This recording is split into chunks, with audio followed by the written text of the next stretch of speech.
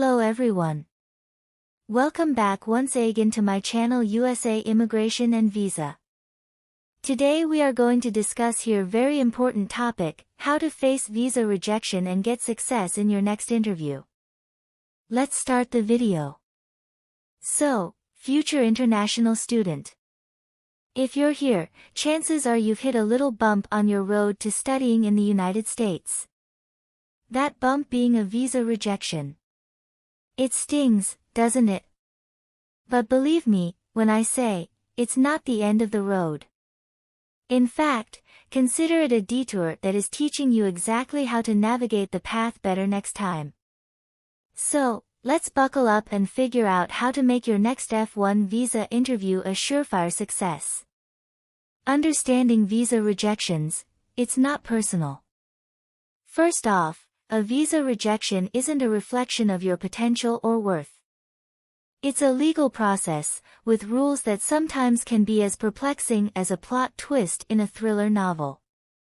The consular officers have a tough job ensuring that everyone who gets a visa will comply with the laws. It's not you, it's the process. Step 1, the groundwork post-rejection. After a visa rejection, take a deep breath and give yourself a moment. It's important not to rush into reapplying without understanding why you were rejected in the first place. Were your documents incomplete? Was there an issue with your financials? Or maybe, the officer wasn't convinced about your intent to return home after your studies. Pinpointing the reason is key. Example. Let's say your visa was rejected because the officer wasn't convinced about your ties to your home country. Reflect on this. Maybe during the interview, when asked about your post-graduation plans, your answers were vague. Next time, prepare a clear, concise response. Step 2, reassess and realign. Now that you know the reason, it's time to reassess your application. You'll want to look at every nook and cranny of your paperwork and your answers during the interview. Align everything with the requirements. If you were lacking in financial proof, strengthen that area. If your academic intent wasn't clear, clarify your study plans with more specifics. Example. Suppose the issue was financial. You showed bank statements, but they were recent deposits, which raised questions. This time, show a consistent financial history. Maybe add a letter of support from a sponsor, explaining their relationship to you and their commitment to your education. Step 3, paperwork perfection. Getting your documents in order is like packing for a vacation. Everything you need should be there, neatly organized, and easy to show. Make a checklist of everything the consulate needs. Transcripts, proof of admission, financial statements, ties to your home country, everything should be up to date and ready to go. Example. Create a detailed checklist. Include items like your passport, I-20 form, admission letter, bank statements, scholarship letters, and proof of ties to your home country, like property documents or a letter from your future employer. Step 4, practice makes perfect. Interviews can be nerve-wracking, but practice makes perfect. Conduct mock interviews with a friend or an advisor. Record yourself to hear your tone and assess your body language. Remember, it's not just what you say, it's how you say it. Example. Conduct mock interviews focusing on common questions like, why did you choose this university? Or, what are your plans after graduation? Record yourself to check for clarity and confidence in your answers. Step 5, the mindset shift.